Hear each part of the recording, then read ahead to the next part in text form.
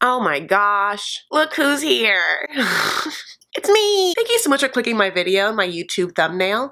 If it's your first time here, hi, my name is Farah. Welcome to my channel. If it's not your first time here, yes, welcome back. Y'all, thank you so much for checking my page and seeing when this recap is gonna go up. Just a gentle reminder, honey, make it easy for yourself. Just subscribe, hit that notification bell. It'll pop up. Plus, I don't know if you noticed, last week I just did a surprise video for my sub where we got into some of the cast controversies and the live show, which I will go ahead and link above. I'm so happy to be back and to talk about this episode. I'm gonna cry more tears at the goodbye of this season than anyone did in an airport. Okay, so let's talk about John and Rachel, honey. It was a John and Rachel heavy show. This is what I'm gonna say about them. First of all, if you care, they have an Instagram. It's called Follow Your Fairy Tale. And that is so indicative of Rachel's viewpoint, I think, of this relationship, which is just that she met this English womanizing brute on a karaoke app when they sang a duet, okay?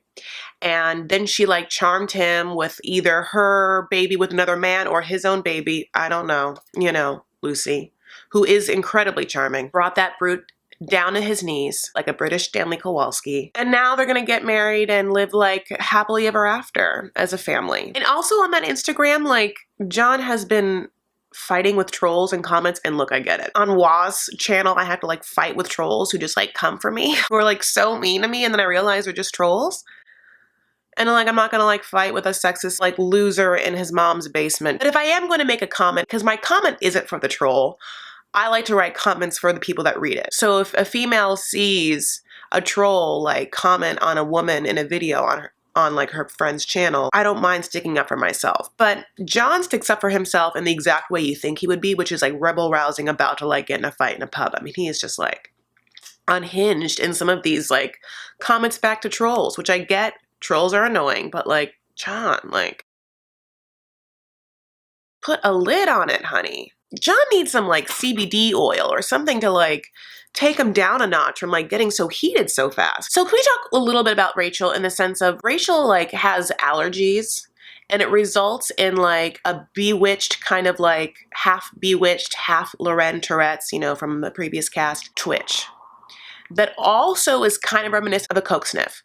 I'm not saying Rachel does coke. In fact, I don't think she does at all. But it's the same kind of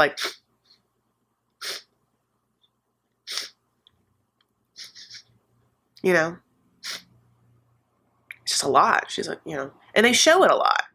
And then producers, you've been knowing what it's like to show someone slightly twitching or doing the same thing over and over again. It's just interesting. Anyway, so John and Rachel go ring shopping, right? And then it's revealed that John does not know how rings work, marriages work, commitment works, nothing. He doesn't get that he has to wear a wedding ring. I've never even been to a wedding. I don't know about it. And it's okay, but you've seen enough television shows or seen enough people walking around with things on their finger that you put two and two together that when you get married, you wear a ring, you know? And his whole thing is it's going to be uncomfy between his fingers and his knuckles. I think it's because he's more used to other men's faces being there, you know? How is the ring and another man's jaw gonna fit between his knuckles? I feel this whole excuse, I've never been to a wedding, is what he's gonna low-key use to be oh, I didn't know I was supposed to not be with other women. I've never been to a wedding. I don't know how weddings work. What's a ring? You know, John, it's the thinnest band. I walk around with these. And yes, I'm a female, and yes, they jangle, and yes, I feel them. I don't give an F because it means something to me. A, it's an expression of myself. B, and also you kind of forget they're there, C. And these are 67 bangles on an arm. You're a thin piece of tin, honey. You're good. It's fine. Especially knowing what you know, which is that Rachel's insecure that you're gonna cheat on her or fight because that's all you've done your whole life. And every time that Rachel sat down and met a new person in your life, they were oh, he's a fighting womanizer. So maybe you should know that you should probably just wear that ring. Even the shop owner of this ring store is who is this person? Where'd you get this person from? Was this person living under a rock? This person, he dumb. He is finally okay, I'll wear the ring, and then kind of wants props from Rachel for acquiescing. And she's yeah, no, of course you were gonna always wear the ring. You're not a saint for saying yes to this. So then they're back in that cute Airbnb, and Lucy's on a pony going to town, just giving us all the life and the cuteness that we need for these scenes. Because John and Rachel are obviously boring and also fake. It's just like, in this scene of them in the kitchen, there's a reveal that John is like, I gotta tell Rachel something. She's not gonna like it. I had to quit my job for this week. And I'm 30,000 pounds in debt, which is $50,000. Rachel's response is just like, what? When we are already living paycheck to paycheck? It's just so fake. I don't even care. But like, look at Lucy. Lucy, during this time, honey, grabs Rachel's phone and she's like, Mom, I'm gonna get you on Hinge and we're gonna get you a diff guy. You look cute. I'm gonna take a picture of you. I'll just upload that right now. Mom, give me like 2 seconds. I will say this, like if they're so poor, like this gorgeous Airbnb that they're gonna like rent for a week and also like have a wedding at is really beautiful. Who's paying for it? TLC? Oh, it's TLC. John and Rachel sure got a lot out of getting on this show, didn't they? Well, can't knock a hustle. This is like another whole fake thing, right? So they got in a fight last episode because John decided to like invite his ex-girlfriend or one of the ex-girlfriends to this like engagement party. Rachel was so upset. Of course, the engagement party comes and the camera operators like keep focusing in on this like hot girl. And Rachel's like, real upset or whatever, but it ends up not being his ex-girlfriend who just like, you know, doesn't come. So that was just like all that for nothing, no payoff at all. And the hot girl is just like his cousin. So then they eat comfort food out of like casserole dishes, like little mini casserole dishes.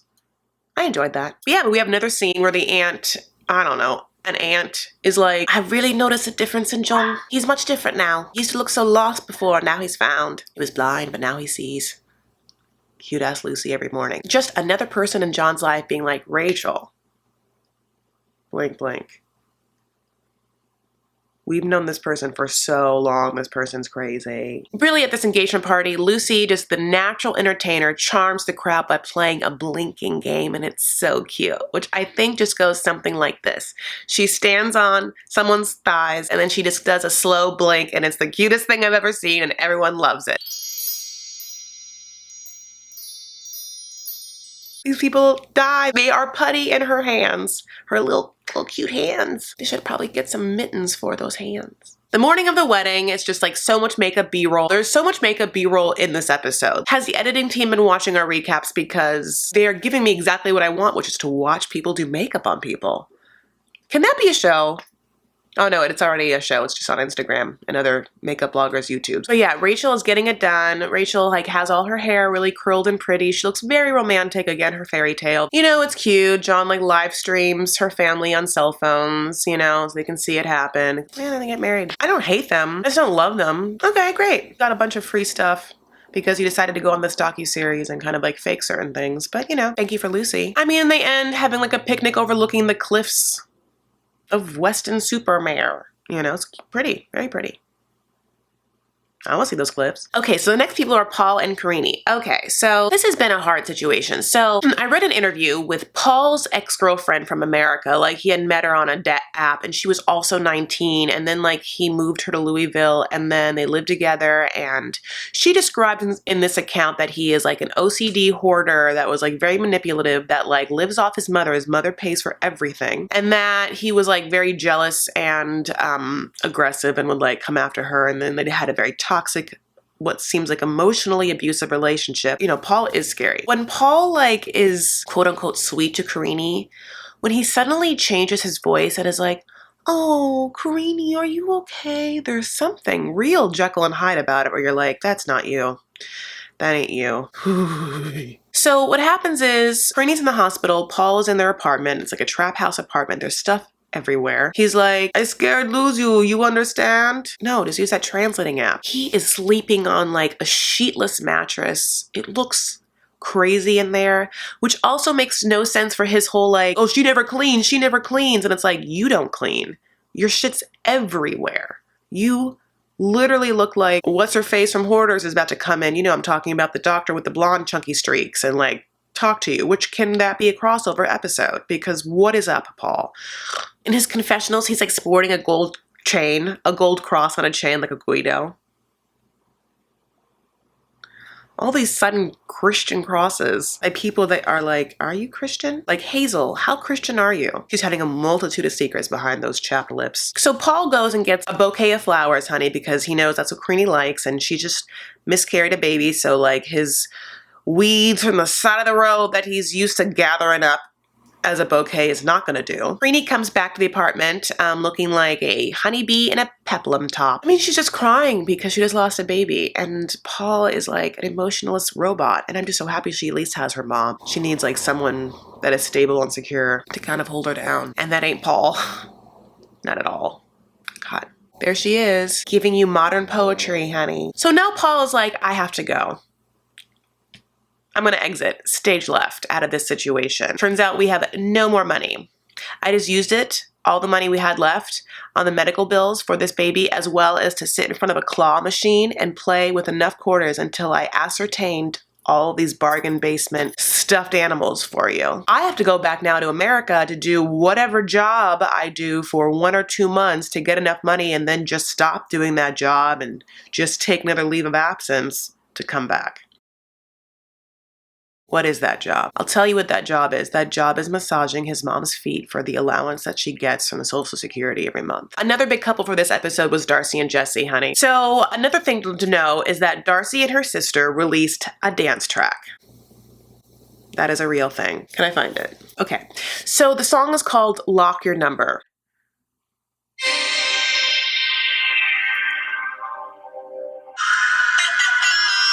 Oh my God.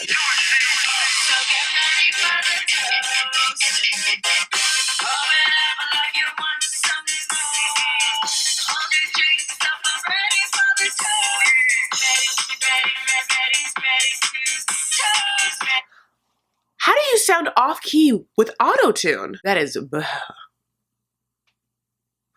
I will say this, in the like reality show lady tracks, this one ranks low. This is no Melissa Gorga. This is no Kim Zolciak. This is no Countess Luann even. Honey, this is not even Danielle Staub. By the way, on Darcey's Instagram, she also lists herself as an actress. Just would love to see Darcey doing Shakespeare. I want to see her as Cordelia.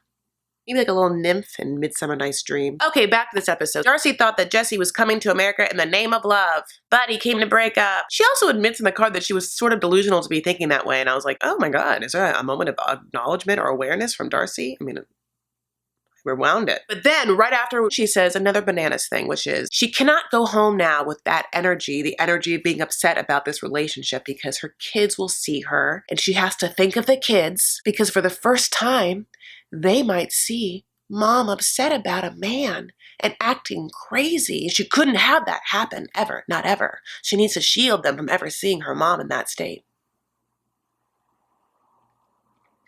So instead, she's gonna go back to the hotel and fight. Darcey's relationship with her daughters is the top thing in this whole show that gives me anxiety to watch. I mean, when she speaks like that, I am just like, oh my God, those kids. Ooh. Because they have seen her before. They've seen her drunk and they've seen her crying on the floor many times. They've seen her act crazy over guys. That's why they live with their dad. It is the top thing that gives me the most anxiety. Also, whether Lucy's little like tootsies need some socks when they're traipsing out in England. And yes, the answer is they need some socks. Darcey's like, he's not going to control this breakup, honey. So she goes to the hotel and they have like this weird conversation in his room where he keeps saying, okay, I will give you this room. I had booked this room, but this is now your room. You know, he keeps like trying to like hit the fact that he's some chivalrous person, and she's arguing and just zipping up different designer handbags. I thought you were here, and it's very obvious why you're here now is to break up, and you could have just done this over the phone, and why did you have to come here? And she's like zipping up a Louis, and then she's zipping up a Gucci, and then she's zipping up a Chanel, and like I don't know what she's like getting chargers from the different things, who knows. And also like something about this white outfit isn't sitting well with me. It's like a combination of the following things. The way that her boobies look in this outfit, which is just like the curve of her very high boob, and then like the angular sleeves and the extensions like make her neck disappear completely. I mean, her neck got the memo before Darcey did that Jesse was not here in the name of love. Darcey's neck was like, I'm good, just shoot this scene without me.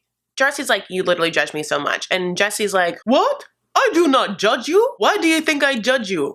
Just because I've called you an alcoholic repeatedly to your face and then have told you the many ways in which I think you should change exactly what you're doing or looking like or how you do your makeup or whatever it is in every moment of how I think you should change in order for you to be suitable for me. You cannot just throw shoes at guys and expect them to be fathers. He suddenly like decides to pull a Darcey goodbye by like getting his things and exiting out of this room, which he repeatedly just kept saying that he booked but now is generously giving to Darcey. Takes his stuff out, it's like, well, I'm leaving. I cannot talk to you. I'm leaving now. Just rolling my suitcase out of this very small hallway. I'm opening the door. I am exiting this room now. So I will commence leaving. Honey, then Darcey like comes out of the bathroom and she kicks off those red bottoms and it's like she lays down in that bed. It's like her whole white outfit against those white sheets. It's white on white. Crime. So the next morning we see Jesse packing to leave and it's like confusing because you were here just yesterday. Like, why did you even unpack? Like, what are you even putting back in that suitcase? And also, did you get hair plugs? Because your hairline looks different in every shot. Sometimes there's baby hairs or sometimes not. Also, can you get a Groupon for like just some microdermabrasion? I'm sure they have microdermabrasion in like Amsterdam. You know who would know? Nikki Tutorials. You know, he flew 17 hours for 17 hours in New York. So now we see Darcey in the morning and Darcey is putting on full face, honey. And we get to see all the makeup B-roll again, just like all those big fluffy brushes and her painting those face with like the Dior and the Chanel, honey. Darcey really loves a label. Unless that label is being single. Okay, so this gets juicy. I'm happy about this part. So Darcey's like, we got lonely last night, so he called me and he came over. I mean, by come over, I mean, he just walked in my room, honey. He just walked in without knocking. I don't know how he got a key, but I was sitting in a chair. I was sitting in a chair in a corner. We both looked at each other and it was on. Yeah, we made love. Makeup sex. The best kind. I rode that stroke waffle. I was like, a Van Gogh, you know. It's a Van Gogh joke because he's a Dutch painter. Darcey is holding her jaw through this confessional the morning after in a very speedy way. There's tension a little bit when she's saying things. I feel like I have some weird thing where I try and sniff out like people's makeup habits, people's skincare habits, and whether people are on drugs.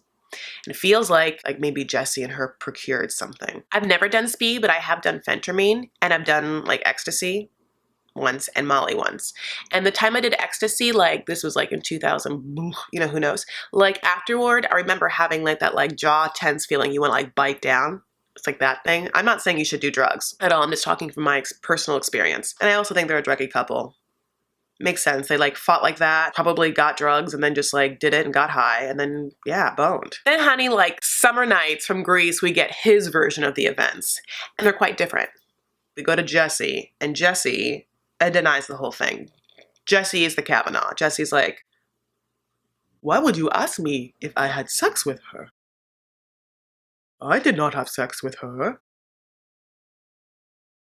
American scarf. He says, she was crying. I came in like a knight. She was on the ground in the fetal position, bawling. I felt so bad for her. I am a good guy. My heart broke. So I went and I picked her up in my big strong arms, the tiny teacup Darcey, put her on the bed, and I wanted to comfort her with my stroke waffle. She wanted to have sex, but I did not want it. So yeah, so then he is wearing some weird American flag circle scarf and holding an American flag, and it's like, is this some last minute cheap ploy to get like fans on your side? I hate it. I love what Darcey's wearing the next morning. Darcey is wearing like a black double-vested blazer. Oh, it's really, really cute. This is such a better outfit than the white one. It's like she came in white the day before thinking that she was getting married. Honey, Darcey the next morning, it's a different Darcey. Honey, in the morning, she's mourning that relationship. All in black. She's gone to the funeral of this weird relationship she had with this man that was a power struggle the whole time. Ruined so many meals. She says next time that she'll like be more cognizant of red flags. Which is funny because he literally leaves wearing goddamn red flag.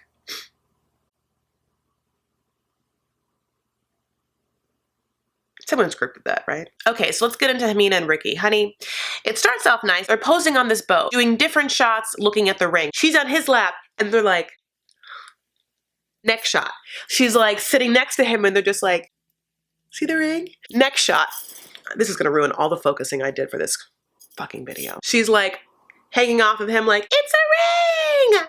So they get off that boat, honey, and then Ximena gets a text from Ricky's ex. Yes, the same ex that like Ricky had already set up that he has a complicado relationship with, and that Ximena is just gonna have to deal with whatever that relationship is.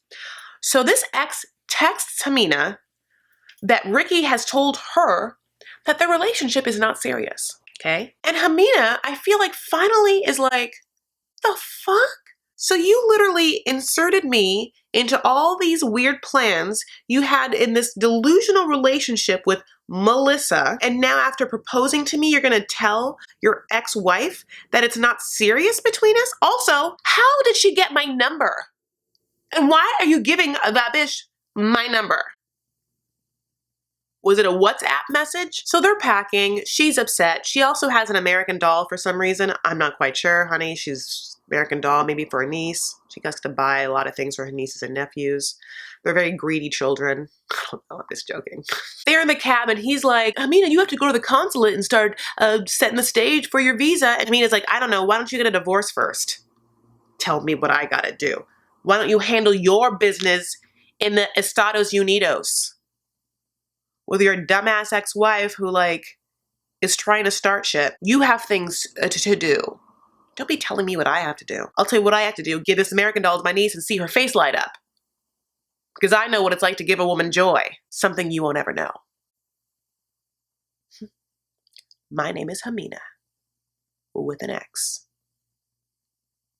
An A at the end. Okay, let's get into Hazel and Tarik. It's like not a lot happening with them, but it's like, from the live, we know that like Tarik is just like boning all the couples in the swing scene, and like Hazel's getting down with the ladies, the gents, you know, she's just like, that's what they do now. They're very into the lifestyle. But back to the episode, they come back from their like romantic vacation in the other part of the Philippines and like tell Dean that they got engaged, and Dean has to just like swallow it like the rock that's sitting on Hazel's finger. And Hazel's like, got it.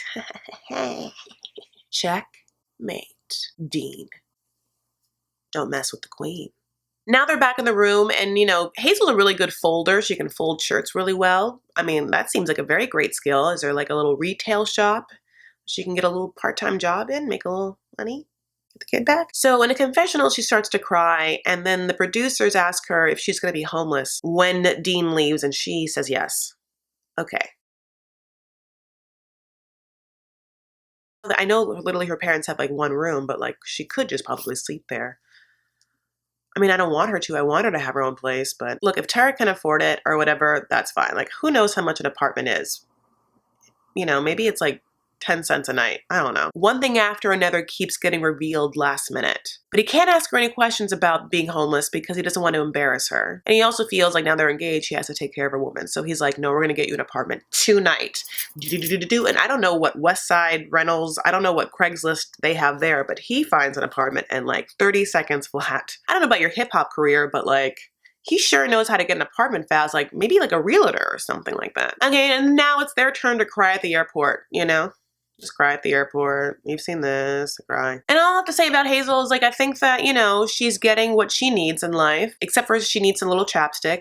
She still needs the chapstick. She's getting something, he's getting something, and that's what relationships are about. One more couple left, Angela and Michael. So they're packing as well and, you know, being lovebirds. Angela's like, Michael, want to keep these fun sunglasses? They're hearts. It's how I feel every time I see your face. You want to have a quickie before I go? I wonder how long a quickie is for Angela. And then they're leaving that travel lodge and Angela is saying goodbye to everyone. The bellhop, you know, the concierge, you know, like the ballet. Thank y'all.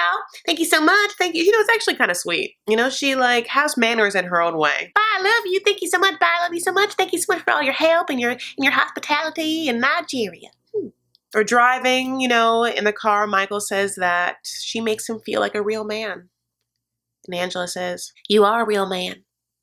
And a good one. It almost is reminiscent of like Pinocchio. You know, Pinocchio's like, I just want to be a real boy. You are a real boy. You always been. So happy I could open that self-esteem and confidence for you. You know, Angela's like, I'll make you even a manlier man when we get to America. I mean, and then they're crying in the airport. They're kissing. She's saying, I think the word for husband, like Colme or Colme. Oh, Colme, Colme, my hubby. And Michael cries. Loves her. Kind of, right? I also, for the first time, noticed like this crazy scar he has. It like starts on his cheek and kind of goes like towards his ear to the back. Ooh, how did he get that? Seems like a bad thing that happened. It's a crazy ass looking scar. Want to like maybe like Amazon him like a little Mederma, you know, a little bio oil and just like see if you can get that down a little bit. And Angela's like, all right, Michael, stay off social media. And he's like, quit smoking. And she's like, kiss my ass. And then they like hug and laugh. I love this airport goodbye between Angela and Michael. It's really sweet and cute. But just as the relationship starts to look up, honey, things are gonna come crashing down. So Angela returns to Georgia, and honey, the minute she gets off the plane, she hits up a Hudson News in the airport to get a pack of Lucky Strikes. And when she gives them their debit card, guess what? There's $0 there. Actually, there's $1. But the Lucky Strikes at an airport, that's like $12 a pack. So she can't afford it. She pissed. She tries to call Michael. She can't get in touch with Michael. She calls one of the producers, and they are interviewing Michael in Nigeria. So they're like, Michael, can you like come over here? Like, guess what? Angela called. So he gets on the phone. They're recording it. He's like, hey, baby. Michael, my bank account is empty. Remember when you went to the bank and I gave you my bank card? You were supposed to take $300 out. I said 300 was the limit, but guess what? There was 300 taken out, then 300 taken out, then 300 taken out. Well, that means $900 was taken out, and that's all the money I have. Michael, did you take my $900? Where is the damn money? And honey, he's like, I didn't take your money. Like, I don't, is there like, did you get a printout? Like, when did they say the $300 was taken out? She's talking to him, and then she like looks to camera and she's like, can you believe what he's saying right now? Which is, I didn't check out when I called the customer service clerk 3 times. I really know what I'm talking about. I can't believe what he's saying. He's saying it right now to my face. He's saying it in this phone to my ear, Michael. And then she just is like, go to hell. I gotta smoke. Just like barrels to the smoking area. She smoked a whole pack. She smoked 4 at one time. It was just like, boop, boop, boop, boop, and just 4. Okay, so next week is the tell-all, and it looks very juicy. Hazel might have been pregnant at some point. It feels like Ximena finally woke up. The alarm kept going off while he was in Colombia, and she just kept pushing snooze. Now she's had coffee, and she is wide awake. Hopefully. Oh yeah, then Marta happened. I don't even know what to say about this. I forgot that Marta happened. So Marta has to meet up with her mom and tell her mom that she was catfished. It's so dumb. They should never have had Marta. They should have just had way more Angela and Michael. But Marta's wearing very good lip color. All I'll say about Marta is, you know, like she's been studying Huda Beauty. She's very into Arabic makeup because those eyebrows are like drawn in. I like her pink lip color. It's a lot of full face makeup. Her mom is just very like, oi, oi, oi. Oi, oi, oi. It's just funny. It's like kind of like a Jewish sounding version of ay, ay, ay. And that's it. That is it. You made it through the storm. I cannot wait to hear what you guys have thought of this episode and this whole season thus far, and what you're gonna think of the tell-all. Please leave me comments. I try and write back as much as I can. If you like this video, literally like it would really help me. Or share it on platforms if you don't mind. And subscribe to my channel. I don't have a lot of subscribers. I'm not like this big YouTuber that like is raking in all this money. I'm like living that life. That's not my life. I'm like working my way up. Also, if you're into other social medias like Instagram or Twitter or Facebook, you can find me there. I am at Chris L. Farah. On Instagram, I share a lot of my daily life and my stories. Feel free to follow me for all that content and more. Thank you so much for watching. I sincerely appreciate it. All the kind comments and all of your generosity and the warmth that you shared with me is like, makes me feel so good. Also, low-key, shout out to the people who are like, Chris, you lost so much weight and how did you do it? I want to make a whole video. I probably want to make a series of videos to talk about what I've done in the last 2 years to transform my life. It's just that I want to make sure those videos are really good. And they're going to require a lot of like vulnerability and honesty within me, as well as like, I want informed content. I'll see you later. Subscribe for more. Follow me. I've been Chris L. Farah. The L is for Lucky Strike, honey, because Angela is gonna need 1 billion cartons to get through the next couple of years of her life. Thank you so much for watching. Treat each other well. Stand up for what you believe. Make art.